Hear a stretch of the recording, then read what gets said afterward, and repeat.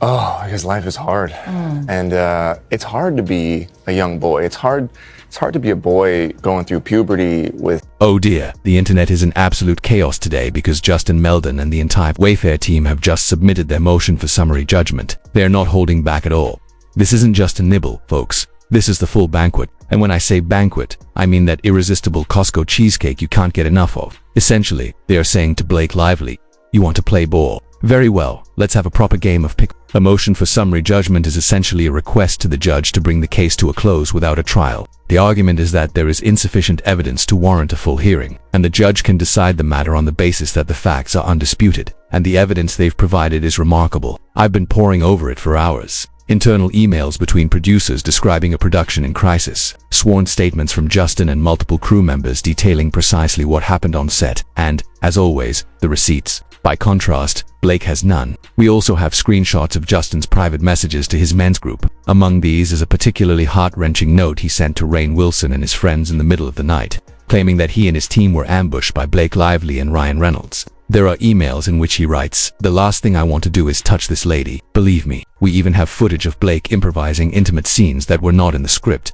and it was Sony Pictures that remarked, "This may be a little too PG-13. There is so much to cover here, so let's dive in. Welcome back to Ashley B TV. I'm a journalist and Hollywood insider who takes you behind the headlines. If you enjoy deep dives into pop culture as much as I do, please hit that subscribe button and help us reach a goal of 15,000 subscribers by the end of the year. Today's episode is exceptionally juicy because Justin Baldoni meticulously documented everything on set. He knew he was dealing with a difficult situation and ensured he recorded absolutely everything.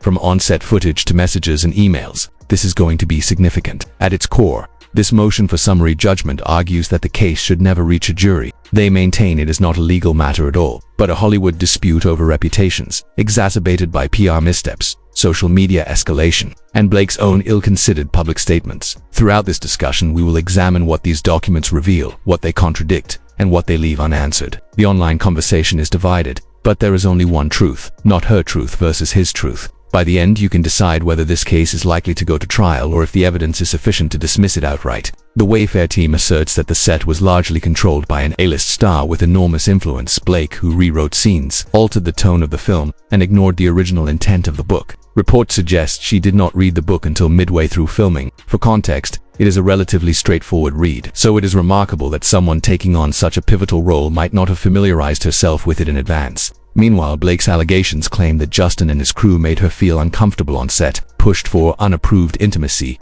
pressured her regarding her weight, and created an unsafe and unprofessional environment, particularly during intimate scenes. She also alleges a coordinated smear campaign involving influencers, anonymous leaks, and selective disclosures intended to damage her reputation, the foundation of her lawsuit, and the ensuing public narrative. However, the documents Justin has presented tell a starkly different story. One line from the defense's summary judgment motion reads, "This is a Hollywood dispute about Hollywood reputations, not genuine legal wrongs. It does not belong in court." Throughout the filing, they portray Blake as a high-powered A-list star with considerable control over the film, whereas Justin, an indie producer turned first-time director, had limited authority. The motion also argues that Justin had the right, legally and constitutionally, to defend himself publicly once Blake's New York Times story was released, and that any damage to her reputation stemmed from her own ill-advised public statements, not from Justin or his team.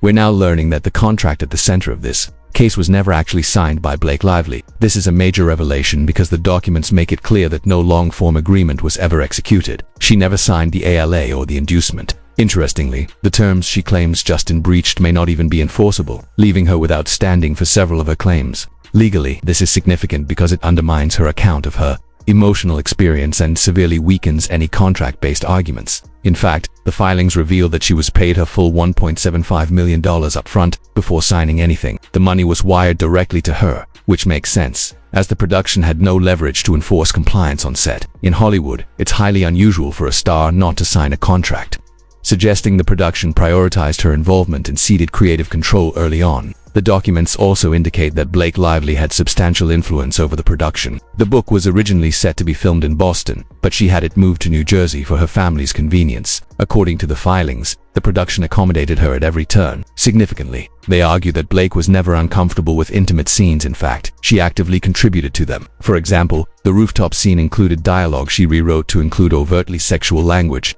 though some details remain redacted. This directly contradicts her claims of discomfort with Justin. The filings repeatedly emphasize the safety measures in place. An intimacy coordinator was present on set. Anti-harassment policies were followed. HR reporting procedures were clear, and a nudity rider ensured that no intimate scenes could proceed without Blake's prior written consent. As the documents state, Lively was under no obligation to engage in any nude or simulated sex scenes without her prior written consent. This is crucial because her allegations center on feeling pressured into intimacy. Yet the paperwork confirms she had full control over every boundary. Moreover, no intimate scenes were filmed before she raised these concerns, making any related allegations difficult to substantiate. The weight-shaming allegations are also contradicted. Blake claimed Justin tried to ascertain her weight under the guise of connecting her with a specialist. The filings clarify that the specialist was actually consulted regarding a sore throat, not weight, and there is no admissible evidence supporting her claim. Additionally, it was Sony, not Justin, who encouraged more explicit content in the film. In April 2023, a Sony executive suggested shooting an R-rated adaptation to match the book's content. Baldoni discussed this with Blake and Colleen Hoover. It was never Justin pushing for more intimate scenes. The filings revealed that Blake herself introduced a scene in which she kissed Baldoni on every take,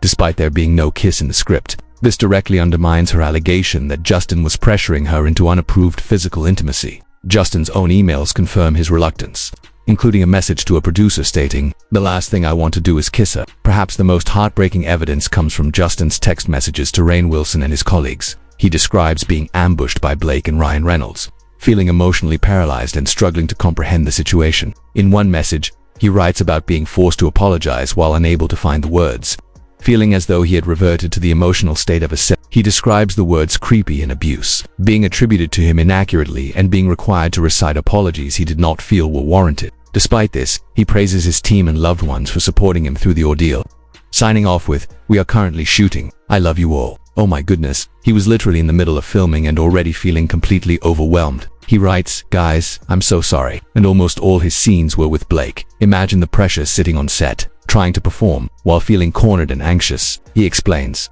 "My brain was struggling because all I wanted to do was run and blow this whole movie up. It felt so unjust. Yet the only path forward was to acknowledge her and Ryan's feelings, apologize, and take the wrath of an angry husband." He continues, describing how he prayed for the right words, but they didn't come, leaving him feeling momentarily abandoned by God. Justin describes the experience as emotionally paralyzing, something he hadn't felt in years. He compares it to a past, difficult meeting with Rainn Wilson's company, but 100 times worse. Even after speaking with his therapist, he couldn't get off the couch. The filings reveal that he likely felt anything he said could be used against him, so he had to maintain composure, put on a smile, and lead the crew as best he could. Rainn Wilson responded, recognizing the situation as an ambush, praising Justin for not immediately apologizing, and noting that Jaime stepped in diplomatically when needed. When Justin later describes Blake in interviews, he calls her a force, and the filings show just how overwhelming her presence on set was. The evidence highlights Justin's emotional distress, confusion, and sense of being overpowered, with Ryan Reynolds playing a significant role in the events. The documents repeatedly indicate that Blake initiated conversations about intimacy, while Justin never did. Meetings lasted 5 to 6 hours, described by Blake as emotionally overwhelming and by Justin as ambushes, with witnesses noting the heightened tensions. The filings also raise concerns about Van Zam's sham, claiming that Blake obtained documents through a sham subpoena, misusing the judicial process to serve her own ends. Private data was reportedly circulated to the press, but no coordinated smear campaign is substantiated. Footage and messages revealed Blake constantly using the term sexy and pushing for improvised intimacy.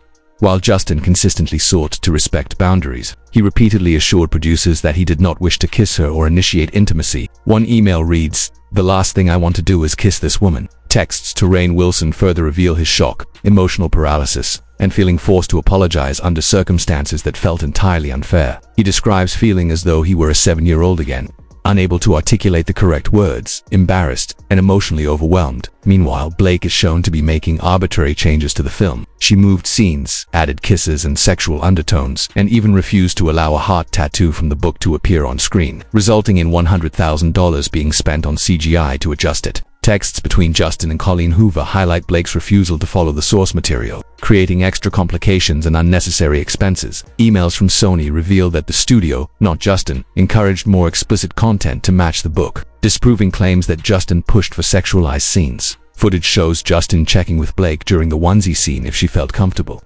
asking repeatedly, Are you comfortable? This demonstrates his consistent efforts to respect boundaries, further contradicting her claims. In short, the motion for summary judgment includes hundreds of pieces of evidence, video, texts, emails, and production documents, all showing that Justin was acting in defense and never coerced Blake into any unapproved intimacy. Every claim she has made so far appears contradicted or mitigated by the evidence, further supporting Justin's position and undermining her allegations. What's particularly interesting is scrolling through threads online and seeing Blake's supporters claiming that Justin is weaponizing PR, that he's using influencers, leaking texts, manipulating the narrative, and trying to end the case out of fear of going to trial. On the other hand, for what it's worth, I consider myself Team Truth. I don't take sides lightly, but the evidence speaks for itself. The filings reveal just how much Blake lied and, more importantly, how much control she exerted over the production. It must have been terrifying to be anyone on that set, if she could dominate Justin.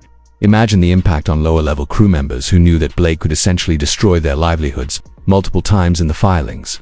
It's highlighted that Blake willingly committed to a film full of sexual innuendo and adult themes. This was not a 9-to-5 corporate environment. This case is exposing the realities of Hollywood power dynamics, the narratives that circulate online, and the bizarre nature of internet team culture, where people blindly pick a side. Now, the court must determine whether this truly constitutes a legally provable smear campaign, or whether it was simply an emotionally charged disagreement with a diva starlet asserting herself on a film intended to meet Sony's R-rated sexy standards while Justin was left navigating the chaos. The filings even show disputes like the hollow heart tattoo from the book, where Blake refused to follow the source material, forcing expensive changes and frustrating everyone involved, including Justin and Colleen Hoover.